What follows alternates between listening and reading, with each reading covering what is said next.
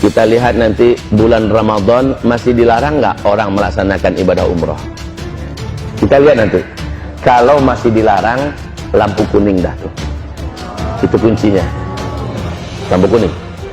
Kalau berkepanjangan larangan ini sampai ke musim haji, demi Allah itu lampu merah. Bila sampai ke musim haji, orang terhalang melaksanakan ibadah, demi Allah pencipta langit dan bumi, saya nyatakan di depan Bapak Ibu semua, seluruh bumi akan mengalami bencana-bencana alam yang paling mengerikan. Jadi tandanya nanti bulan Ramadan. Ustaz, tidak terjadi. Alhamdulillah, kita sujud syukur bersama-sama. Berarti Allah masih sayang kepada kita. Allah masih beri kesempatan bagi kita untuk memperbanyak amal soleh. Tapi kalau ternyata Ramadan tetap dilarang, awas, lampu kuning. Kalau sampai larangan ini berlaku sampai haji, maka hadis Nabi jadi terwujud. Akan ada tahun di mana umatku terhalang melaksanakan ibadah haji dan umrah. Jika demikian, inilah zamannya kita akan menyaksikan bencana-bencana alam yang paling mengerikan serentak di seluruh dunia. Tahu nak Bapak Ibu, penstabil bumi ini adalah tanah haram. Poros bumi ini ke Sidratul Muntaha adalah Ka'bah. Penyeimbang bumi ini adalah orang-orang tawaf sekitar Masjidil Haram. Hawa dosa, kegelapan maksiat yang dihasilkan oleh para pelaku-pelaku dosa dari orang kafir, orang musyrik, orang munafik, orang zalim, orang fasik, orang mujrim, dan seluruh orang ateis segala macamnya, itu mengeluarkan hawa hitam yang membuat bumi mengutuk, yang membuat langit tidak menerima, yang membuat laut berdoa kepada Allah, izinkan kami ya Allah menjadi penyalur azabmu kepada makhluk-makhlukmu yang durhaka kepadamu. Setiap para pelaku dosa mengeluarkan hawa hitam yang mengerikan, Pak, dan ini membuat bumi tidak rela Allah dimaksiati. Bumi berdoa kepada Allah, yang membuat laut tidak rela Allah dimaksiati. Laut berdoa pada Allah, minta izin kepada Allah agar Allah izinkan mereka mensunamikan bumi ini. Udara juga tidak rela untuk dihirup. Langit juga mengutuk, minta izin pada Allah agar turun petir dan segala macamnya. Ibarat Allah yang kami muliakan, selama ini Allah masih tahan-tahan, tapi ini akhir zaman, Allah tak akan tahan lagi. Nah, yang mampu menjinakkan bumi adalah selama orang masih tawaf di sekitar Ka'bah, selama orang masih umroh ke Masjidil Haram. Pahala di sana dikali lipatkan oleh Allah 100.000 kali lipat, supaya mampu mengimbangi hitamnya hawa dosa yang diciptakan oleh manusia-manusia yang jahat. Ketika hawa murni yang begitu putih dan bersih keluar dari amal soleh orang-orang yang beramal di tanah haram, maka itulah yang menstabilkan bumi ini, Pak. Ini penyeimbangnya. Tapi sekarang orang sudah dilarang untuk melaksanakan ibadah ke tanah suci gara-gara virus corona. Hamba-hamba Allah yang kami muliakan, maka bencana apa yang akan dialami oleh kita? Saya khawatir kalau ini panjang dan lama. Kalau sempat sampai Ramadan, sudah lampu kuning, akan dimulai berbagai macam kegaduhan yang dahsyat dan bencana-bencana yang hebat. Dan kalau sampai musim haji selesai sudah, siap-siaplah kita bertemu dengan Allah dalam berbagai bencana besar yang akan terjadi. Hamba-hamba Allah yang kami muliakan, 156 negara sekarang yang sudah terinfeksi oleh COVID-19 atau novel corona baru ini. 156 negara, sehingga 2 hari yang lalu resmi WHO mengumumkan ini sudah menjadi pandemi, sudah mendunia dan menggerogoti seluruh sendi-sendi kehidupan, menghancurkan seluruh tiang-tiang ekonomi setiap negara. Sudah banyak nyawa yang melayang dari tubuh. Tidak terkira hewan ternak yang tidak terurus dan mati karena orang-orangnya harus dikarantina, tak boleh keluar dari rumah-rumah mereka. Tidak terkira sawah ladang pertanian yang terbengkalai dan digarap oleh hama, dihabisi oleh burung, disikat oleh belalang raksasa dari gurun. Ini bencana demi bencana berlapis-lapis. Ke depan kita semua akan dilanda oleh kelangkaan pakan dan kelaparan yang global. Berat Bapak Ibu, saya tidak mau mengatakan ini. Kalau boleh saya maunya di rumah saja, ngurus pesantren, ngurus santri, ngurus keluarga. Akan tetapi seperti yang disampaikan oleh Bapak Subarkah tadi, 4-5 tahun yang lalu saya sudah menyampaikan apa-apa yang akan terjadi menurut hadis-hadis Nabi. Dan seperti yang beliau katakan, lebih 90%-nya saya sampaikan terjadi semua sekarang. Dulu saya mengatakan, Nabi mengatakan di akhir zaman akan terjadi di mana ada saatnya umatku nanti terhalang melaksanakan ibadah umrah ke tanah suci dan ibadah haji. Maka apa yang disampaikan dulu terjadi sudah. Dulu saya mengajak kaum muslimin, ayo bapak, ibu, mari dari sekarang kita mulai menabung dalam bentuk emas. Karena nanti emas akan melejit, harganya sangat mahal. Dan orang lama-kelamaan akan mewujudkan hadis Nabi, kalian akan tinggalkan uang-uang kertas kalian pada masa itu, kata Rasulullah. Uang saat itu tidak ada harganya, akan dibuang-buang dan berserakan di pinggir jalan seperti daun-daun yang menguning yang berguguran dari batang pohonnya. Saat itu kalian kembali menggunakan emas dan perak sebagai mata uang kalian. Sekarang, wahai bapak ibu, kehancuran ekonomi global, krisis moneter paling mengerikan sebentar lagi di ujung-ujung kita, insyaallah ta'ala. Maka yang tak punya tabungan emas, dia akan paling menyesal. Orang yang punya tabungan dalam bentuk angka-angka saja, dalam bentuk lembaran-lembaran rupiah, mereka akan menyesal. Percayalah, tak lama lagi kita akan kembali kepada emas sebagai mata uang kita. Kalau bapak ibu mengimani ini, maka segeralah beli emas. Ustaz, sekarang emas sedang mahal-mahalnya. Betul, kan sudah saya sampaikan dulu. Dulu emas masih murah. Saya katakan beli emas. Ada uang sedikit beli emas, 1 kilo, 2 kilo, simpan. Kebanyakan ya. Sudah, kalau tak sanggup 1 gram, 2 gram, simpan pak. Daripada nyimpan dalam bentuk rupiah. Toh kapan-kapan kita perlu uang masih bisa diuangkan. Apa ruginya, betul tidak? Wahai bapak ibu hamba-hamba Allah yang kami muliakan. Jadi ke depan yang akan kita hadapi setelah ini, yaitu kelangkaan pakan. Karena bertahun bapak ibu, belalang raksasa yang bisa menggigit manusia yang masuk ke Cina sekarang. Belalang ini adalah belalang gurun. Ini belalang terganas. Dia makan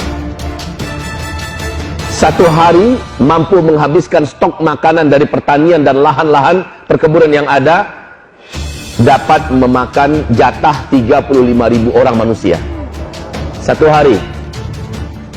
Sementara bulan April nanti menurut PBB jumlahnya akan menjadi 500 kali lipat lebih banyak dari sekarang. Bencana apa ini wahai bapak ibu? Saya ingat bencana yang sama Allah datangkan pada Fir'aun dulu yang sombong.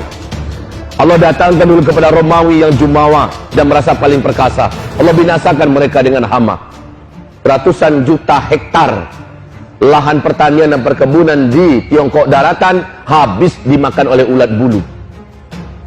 Serangan ulat bulu di sana juga, karena keseimbangan itu sudah hilang bapak ibu.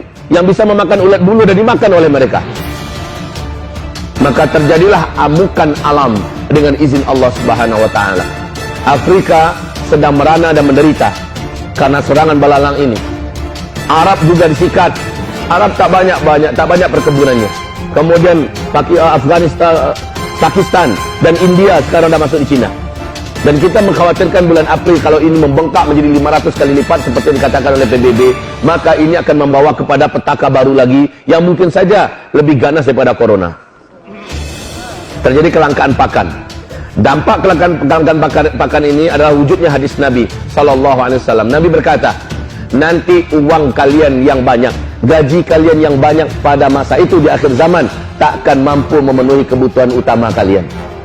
Harga-harga mahal sulit didapat. Disitulah manusia akan saling berantam. Disitulah manusia akan saling berbunuh-bunuhan. Di dalam hadis Sahih Bukhari dan Muslim, maaf, saya sangat takut menyampaikan ini. Tetapi apa yang mau saya lakukan? Saya tidak punya lagi solusi kecuali saya wajib sampaikan.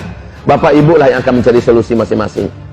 Dalam hadis Sahih Bukhari dan Muslim, di kitab Al-Adabul Mufrad, dikatakan oleh Rasulullah SAW di akhir zaman, sebelum kiamat terjadi, kalian akan menyaksikan kehidupan yang sangat berat, di mana hanya demi sepotong roti, tetangga rela membunuh tetangganya sendiri karena lapar.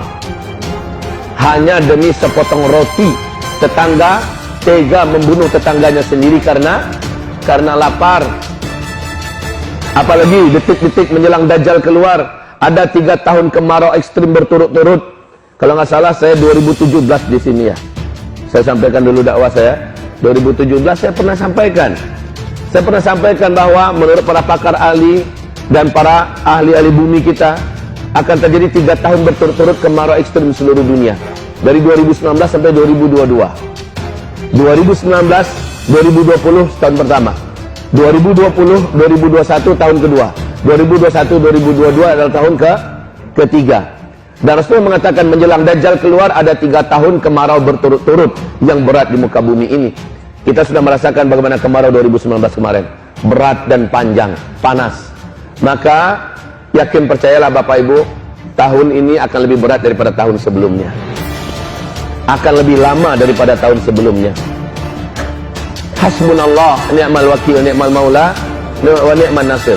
Saya bukan hanya sekedar nakutin, yang memang harusnya takut kita, tapi saya akan berikan solusi tentunya. Inilah hebatnya kajian Islam.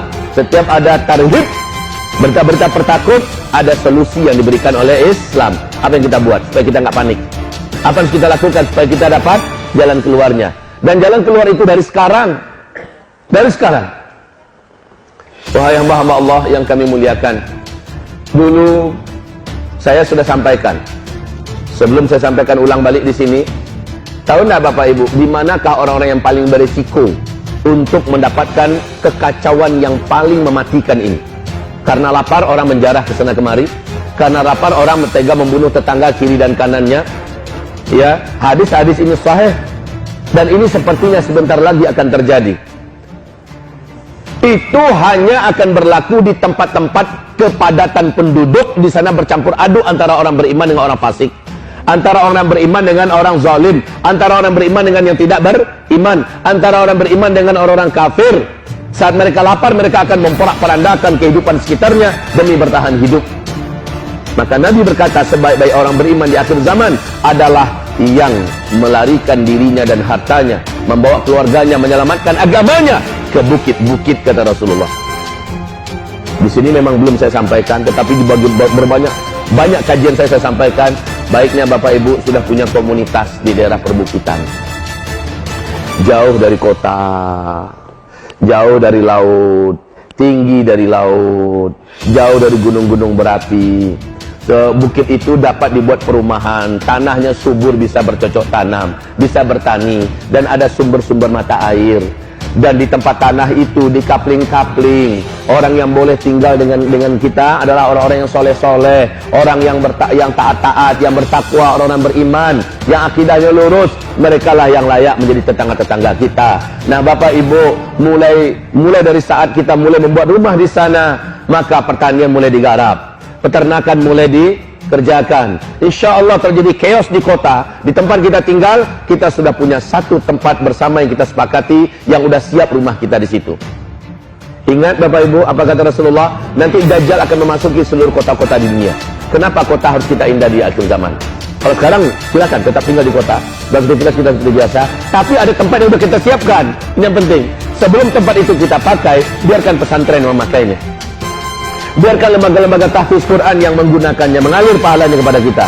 Terawat dia, betul Pak? Nah, wahai Bapak Ibu, ini sudah saya anjurkan. Ada beberapa sebab. Kata Rasulullah, Dajjal hanya akan masuk di kota-kota saja. Dan ketika itu bumi sedang kering, air sangat langka, makanan tidak didapat. Orang putus asa hidup. Sementara Dajjal datang membawa gunungan makanan. Dia akan memberikan makanan itu kepada yang mau sujud kepadanya, yang menyembahnya sebagai Tuhan. Dan Dajjal akan mengatraksikan kemampuan-kemampuan yang tidak ada satupun teknologi bumi ini bisa melakukan kemampuan Dajjal. Karena Dajjal ditolong dan dibantu oleh seluruh setan satu bumi. Wahai Bapak Ibu yang kami muliakan, tapi Dajjal akan mengetahui ada kampung-kampung yang diisi oleh orang-orang yang beriman dan bertakwa. Kampung itu airnya tetap mengalir, tanahnya tetap subur, rezekinya melimpah ruah, isinya adalah orang-orang soleh yang bertakwa. Maka Dajjal datang ke kampung itu dan menawarkan diri, akulah Tuhan yang kalian sembah selama ini. Orang-orang beriman yang bertakwa di kampung itu berkata, bukan, engkau adalah Dajjal yang diperingatkan Rasulullah kami tentang engkau. Dajjal marah dan meninggalkan kampung itu sambil meninggalkan kutukan. Kampung itu langsung menjadi kering, tanam-tanamannya langsung menjadi mati, hewan ternaknya mati. Dan Dajjal pergi meninggalkan kampung itu. Tapi hanya sebentar kejadian itu, Allah kembalikan kembali. Nah ini pentingnya kita mempersiapkan kampung-kampung akhir zaman. Wahai Bapak Ibu yang kami muliakan, ditambah sebelum Dajjal keluar, kelaparan yang akan menjadikan orang membunuh ke sana kemari. Solusinya adalah saat terjadi kelaparan, kita sudah punya komunitas. di perbukitan. Kenapa di perbukitan? Jawabannya, karena air laut akan naik dengan tajam. Akan terjadi banyak kota-kota yang tenggelam, Bapak Ibu. Kota-kota di tepi pantai akan banyak yang tenggelam. Ini bukan ramalan, sekali lagi ini adalah hadis-hadis Rasulullah Sallallahu Alaihi Wasallam. Kenapa kita harus jauh dari gunung-gunung berapi? Karena ketika meteor mendekati bumi, dan ini ada beberapa asteroid, menurut NASA 2020 ini akan mendekati bumi. Ini akan berdampak kepada aktifnya gunung-gunung berapi di mana-mana. Gunung-gunung akan meletus di mana-mana. Bapak Ibu yang kami muliakan, kita harus jauh dari gunung-gunung berapi. Wahai Bapak Ibu, ini anjuran saya dulu, dan anjuran ini tetap berlaku, dan waktu sekarang sudah semakin sempit. Ketika terjadi lockdown terhadap seperti yang terjadi di Cina, kota ditutup, ya, kota dikarantina, orang-orang wajib tinggal di rumah, tidak boleh kemana-mana. Contoh ya, ketika terjadi semacam di Italia sekarang, lockdown nasional, seluruh negara ditutup, dikarantina, tidak boleh ada yang masuk, tidak boleh ada yang keluar, dan ini cara yang benar menurut sunnah Rasulullah SAW. Nah masalahnya, satu kota-kota yang lain nggak boleh berpindah-pindah, mereka hanya tetap di situ. Kemudian orang yang ada di rumah juga nggak boleh keluyuran kecuali orang yang diberi izin resmi oleh pihak pemerintahan. Ketika terjadi lockdown, wahai Bapak Ibu yang kami muliakan, ketika itu terjadilah seperti terjadi di Wuhan. Orang sekarang sudah mulai bunuh diri dari gedung-gedung karena nggak ada makanan. Hewan ternak mereka mati bergelimpangan. Kebun-kebun mereka habis digarap oleh hama. Tidak ada makanan. Kalaupun ada, sudah membusuk, dijual kepada mereka dengan harga selangit. Akhirnya tidak sedikit yang berpasang-pasangan terjun dari gedung. Semoga Allah lindungi kita. Orang beriman tidak pantas melakukan ini, Pak, Ibu. Nah, ketika lapar, orang brutal, orang ganas, orang akan membunuh kesana kemari. Saya katakan, orang beriman sepahit apapun keadaan tak akan rela dan tak akan mau membunuh tetangganya sendiri. Betul tidak? Disitulah di akhir zaman kita perlu adanya sebuah komunitas, yang komunitas itu hanya orang beriman yang tinggal. Tapi minta maaf, kalau sekarang kita tinggal dengan orang yang nggak jelas kiri kanan kita. Betul tidak? Sudah selayaknya. Tapi Ustaz, itu kalau tinggal di daerah seperti itu kan butuh dana. Kami harus beli kaplingan, kami harus bikin rumah, kami harus siapkan ternak, kami harus siapkan perkebunan. Dari mana kami dapat uang, Ustaz? Kami ini bukanlah orang mampu. Ekonomi kami terhitung miskin ke bawah. Udah kalau begitu, solusi terbaik di akhir zaman kata Rasulullah SAW adalah yang Allah firmankan di Al-Quran surat Al-An'am ayat 158. Allah menjamin orang yang beriman, yang banyak amal solehnya dan jauh dari maksiat, Allah akan jaga mereka. Ini solusi yang tertinggi dan semua orang bisa lakukan. Kalau membuat perkampungan di perkampungan akhir zaman, yang pergi ke bukit-bukit butuh fulus. Wa ma fi fulus indana, kita nggak punya duit. Maka kalau nggak punya duit, okelah, kita punya Allah. Kita punya iman kepada Allah. Kita harus beriman dengan benar, tauhidkan Allah dengan lurus, campakkan semua kesyirikan yang pernah kita yakini dan kita lakukan. Jangan bergantung kepada selain Allah Subhanahu wa taala, lalu perbanyak melakukan amalan-amalan saleh. Perbanyak lakukan amalan-amalan saleh, jauhi dosa, stop maksiat, berhenti dari amal salah, maksimalkan amalan saleh. Allah akan berpihak pada kita. Apa sabda Rasulullah dalam hadis sahih Imam Muslim? Ihfazillaha yahfazka. Jaga olehmu Allah, Allah akan menjaga engkau. Jaga olehmu Allah, Allah akan jaga engkau. Apa yang maksud dengan menjaga Allah? Maksudnya semua perintah-perintah Allah dijaga, semua larang-larangan Allah jangan dikerjakan. Jangan ada di antara kita yang bermaksiat kepada Allah. Dijamin kamu dijaga oleh Allah Subhanahu wa taala. Wahai Bapak Ibu, ini akhir zaman ya. Setiap kesolehan langsung berbayar tunai dari Allah Subhanahu wa taala. In ahsantum ahsantum li anfusikum. Setiap kamu melakukan kebaikan dan kesolehan, kamu sedang melakukan kebaikan dan kesolehan untuk menyelamatkan diri kamu. Wa in asatum falaha. Kalau kamu buat dosa dan kejahatan, kamulah yang akan menanggung akibatnya. Sekarang berbayar tunai. Orang berbuat baik akan langsung dirasakan tak lama waktu setelah dia melakukan kebaikan itu. Orang melakukan kejahatan tidak tunai oleh Allah langsung dalam waktu yang tak lama. Coba lihat, baru-baru saja India melakukan kejahatan kepada kaum muslimin di New Delhi, di India. Apa yang terjadi sekarang? Ketika presiden partai Hindu radikal yang melakukan pembunuhan di mana-mana dan melegalkan undang-undang secara pemerintahan untuk mengusir 200 juta rakyat muslim yang ada di India dan menafikan menghapus kewarganegaraan mereka. Ini adalah sebuah kejahatan dalam kemanusiaan yang terbesar untuk saat ini. Akan mereka berlakukan bulan April besok. Belum lagi Aprilnya datang, mereka sudah mulai membabi buta ke sana kemari, menghancurkan masjid-masjid, menginjak-injak Al-Quran kita, dan membakar serta membunuh kaum muslimin, menyiksa sejadinya. Belum lagi April datang. Lalu apa kata ketua partai Hindu yang sangat ekstrim ini, BJP ya, apa katanya? Kita bukan hanya akan usir orang Islam dari India, tapi akan kita usir mereka dari kehidupan dunia ini. Biadab. Habis melakukan itu, pulang dia tabrakan mobilnya, mati. Lihat, Allah sebenarnya bayar tunai. Ini zamannya Allah bayar tunai.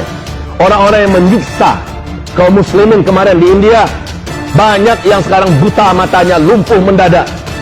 Allahu Akbar. Ada yang kena sambar petir, dan hewan ternak mereka, kambing-kambing, domba-domba, mati segera tiba-tiba. Allah dalam merancang rencana supaya mereka menyembelih Tuhan yang selama ini mereka sembah, sapi. Inilah saatnya Allah bayar tunai setiap kejahatan. Ketika Presiden Republik Rakyat Tiongkok dengan jumawa mengatakan tidak ada satupun kekuatan yang mampu mengguncang Cina, dibayar tunai oleh Allah SWT. Didatangkan bala tentara yang tak nampak, yang tak bisa dihadapi dengan tentara mereka yang banyak. 2 juta tentara mereka, keren-keren militer mereka, hebat-hebat dengan persenjataan mereka, tak mampu menghadapi virus corona. Padahal itu baru satu kecil daripada tentara Allah. Seperti Allah hinakan Namrus dengan lalat, Allah matikan Namrus dengan lalat. Wahai hamba-hamba Allah yang kami muliakan, bagi Allah, walillahi junudus samawati wal ard, milik Allah lah seluruh tentara yang ada di langit dan di bumi. Jadi kita orang beriman, Bapak Ibu, kebaikan yang kita kerjakan sekarang akan langsung berbuah kepada kebaikan, dibayar kontan. Jangan ragu-ragu. Tapi ingat, ketika kita bermaksiat hari ini, maka tak dalam waktu yang tak lama Allah bayar kontan juga, dirasakan langsung akibatnya. Ini akhir zaman ya, beda dengan sebelumnya. Sekali lagi ingat, ini akhir zaman.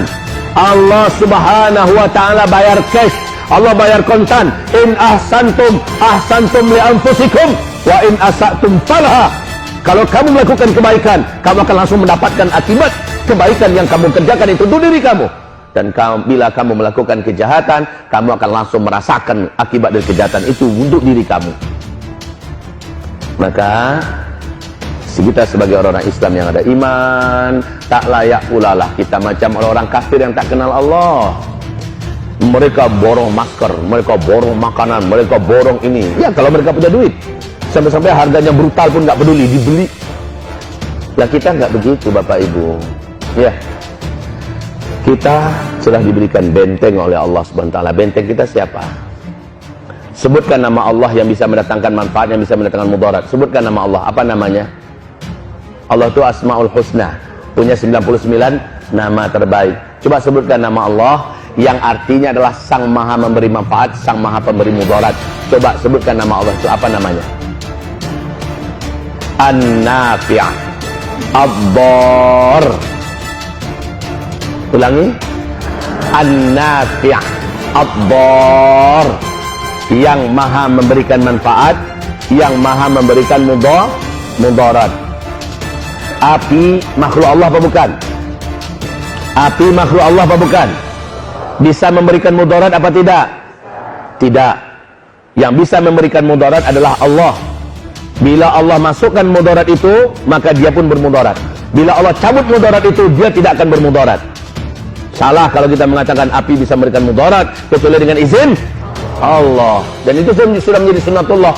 Hai api, jadi kamu dingin, jangan membakar Ibrahim. Siap ya Allah. Api pun dingin ketika itu. Allah cabut mudaratnya. Virus corona makhluk Allah apa tidak? Jawab, virus corona makhluk Allah apa tidak? Apapun virus-virus yang ada di muka bumi makhluk Allah apa tidak? Ia menimbulkan mudarat virus apa Allah? Allah adalah Ad-Dar.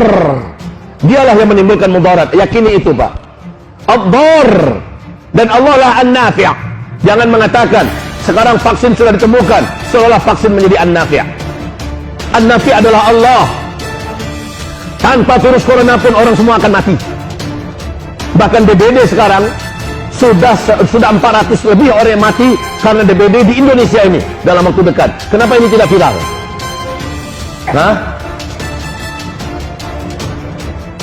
Bukan virus, bukan penyakit yang menimbulkan mudarat. Bahkan ada orang sehat, segar, muda, mati. Tanpa ada rencana untuk mati, mati. Sedang menyampaikan berita, mati. Sedang nyanyi-nyanyi, mati. Sedang main bola kaki, mati. Raja-raja, mati. Rakyat jelata, mati. Polisi jenderal berpangkat tinggi, mati. Kopral dan orang-orang buruh kasar, mati. Semua orang mati. Ad-dar adalah Allah. Maka jangan diganti. Ini akidah kita. An-nafi' adalah Allah. Kalau ada yang berkata, dengan obat ini saya menjadi sembuh, obat ini yang menyembuhkan saya, musyrik kita. Yang menyembuhkan kita adalah Allah. Tidak perlu pakai obat, Allah akan sembuhkan. Tetapi Allah perintahkan kita tadawau, kamu wajib berobat. Kalau kamu sakit, kamu wajib berobat. Tapi yang menyembuhkan kamu bukan obat. Kamu berobat karena kamu menjalankan perintah Allah dan Rasul, karena taat. Ada orang yang mengatakan ini terserah, ini takdir. Kalau saya mati, matilah, itulah takdir saya. Padahal perintahnya wajib berobat. Ya, Gubernur DKI menyampaikan jangan salam-salaman dulu sekarang. Jangan berpelukan-pelukan dulu sekarang. Cipika-cipiki. Sekarang jangan dulu, walaupun itu baik. Walaupun itu adalah sunnah Islam. Bersalaman bisa menggugurkan dosa-dosa. Orang-orang kafir saja di luar sana. Kemarin Pangeran Charles turun dari mobil mewahnya, hampir saja dia salaman, ingat dia lagi. Salaman ala Sunda aja dah. Ya. Iya, begitu aja dulu sementara. Nggak usah pakai peluk-pelukan. Makanya saya tadi banyak kawan-kawan sahabat kita yang seiman di sini, pas saya datang disambut, dicujuk, saya bilang belum dengar ini berarti. Ya, kawan-kawan ini nggak tahu ulama-ulamanya, kiai-kiainya, ustaz-ustaznya, habib-habibnya sudah disalami oleh siapa tadi. Saking banyaknya orang nyalami. Dan kalau terjadi pemindahan ini kaum muslimin, kan bagus sementara nggak usah salaman dulu. Bukan nggak mau salaman ya, tapi kondisinya begitu sekarang. Orang kafir duluan melakukan, kenapa kita? Dengarkanlah, patuhilah pemerintah kita yang sudah mengatakan jangan salaman dulu. Setuju tidak? Untuk sementara. Kalau sudah selesai nanti balik lagi kita seperti biasa. Kalau pengen salaman juga, pakai yang sarung tangan macam ibu ini. Salaman lah. Mana sarung tangannya? Kasih lihat, Bu. Gitu. Pakai sarung tangan begitu. Kalau mau salaman juga, atau ambil tisu. Mana yang mau salaman? Begitu. Iya. Jadi, Masya Allah, kaum muslimin yang kami muliakan, kembali kita kepada ad-daru an-nafi'. Lagi pula ada senjata aku udah diajarin. Wahai Bapak Ibu yang kami muliakan. Ini papan tulis kurang kepake kayaknya ya. Harusnya saya pakai ini. Saya senang melihat papan tulis yang bagus dan besar. Ini impian saya, ini idola saya. Papan tulis kalau udah besar kayak gini saya semangat. Nah, cuma karena waktu kita sangat kasih dan tipis sekali. Ibarat Allah, kita nanti 7:30 selesai, bubar, dan kita berdoa tentunya, kemudian kita selesai. Wahai Bapak Ibu yang kami muliakan, apa yang terjadi berikutnya setelah ini? Menurut hadis Nabi ya, kita lihat nanti bulan Ramadan masih dilarang nggak orang melaksanakan ibadah umroh? Kita lihat nanti. Kalau masih dilarang, lampu kuning dah. Itu kuncinya. Lampu kuning. Kalau berkepanjangan larangan ini sampai ke musim haji, demi Allah itu lampu merah. Bila sampai ke musim haji, orang terhalang melaksanakan ibadah, demi Allah pencipta langit dan bumi, saya nyatakan di depan Bapak Ibu semua, seluruh bumi akan mengalami bencana-bencana alam yang paling mengerikan. Jadi tandanya nanti bulan Ramadan. Ustaz, tidak terjadi. Alhamdulillah, kita sujud syukur bersama-sama. Berarti Allah masih sayang kepada kita. Allah masih beri kesempatan bagi kita untuk memperbanyak amal soleh. Tapi kalau ternyata Ramadan tetap dilarang, awas, lampu kuning. Kalau sampai larangan ini berlaku sampai haji, maka hadis Nabi jadi terwujud. Akan ada tahun di mana umatku terhalang melaksanakan ibadah haji dan umrah. Jika demikian, inilah zamannya kita akan menyaksikan bencana-bencana alam yang paling mengerikan serentak di seluruh dunia. Tahu nak Bapak Ibu, penstabil bumi ini adalah tanah haram. Poros bumi ini ke Sidratul Muntaha adalah Ka'bah. Penyeimbang bumi ini adalah orang-orang tawaf di sekitar Masjidil Haram. Hawa dosa kegelapan maksiat yang dihasilkan oleh para pelaku-pelaku dosa dari orang kafir, orang musyrik, orang munafik, orang zalim, orang fasik, orang mujrim, dan seluruh orang ateis segala macamnya, itu mengeluarkan hawa hitam yang membuat bumi mengutuk, yang membuat langit tidak menerima, yang membuat laut berdoa kepada Allah, izinkan kami ya Allah menjadi penyalur azabmu kepada makhluk-makhlukmu yang durhaka kepadamu. Setiap para pelaku dosa mengeluarkan hawa hitam yang mengerikan, Pak, dan ini membuat bumi tidak rela Allah dimaksiati. Bumi berdoa kepada Allah, yang membuat laut tidak rela Allah dimaksiati. Laut berdoa pada Allah, minta izin kepada Allah agar Allah izinkan mereka mensunamikan bumi ini. Udara juga tidak rela untuk dihirup. Langit juga mengutuk, minta izin pada Allah agar turun petir dan segala macamnya. Ibarat Allah yang kami muliakan, selama ini Allah masih tahan-tahan, tapi ini akhir zaman, Allah tak akan tahan lagi. Nah, yang mampu menjinakkan bumi adalah selama orang masih tawaf di sekitar Ka'bah, selama orang masih umroh ke Masjidil Haram. Pahala di sana dikali lipatkan oleh Allah 100.000 kali lipat, supaya mampu mengimbangi hitamnya hawa dosa yang diciptakan oleh manusia-manusia yang jahat. Ketika hawa murni yang begitu putih dan bersih keluar dari amal soleh orang-orang yang beramal di tanah haram, maka itulah yang menstabilkan bumi ini, Pak. Ini penyeimbangnya. Tapi sekarang orang sudah dilarang untuk melaksanakan ibadah ke tanah suci gara-gara virus corona. Hamba-hamba Allah yang kami muliakan, maka bencana apa yang akan dialami oleh kita? Saya khawatir kalau ini panjang dan lama. Kalau sempat sampai Ramadan, sudah lampu kuning, akan dimulai berbagai macam kegaduhan yang dahsyat dan bencana-bencana yang hebat. Dan kalau sampai musim haji selesai sudah, siap-siaplah kita bertemu dengan Allah dalam berbagai bencana besar yang akan terjadi.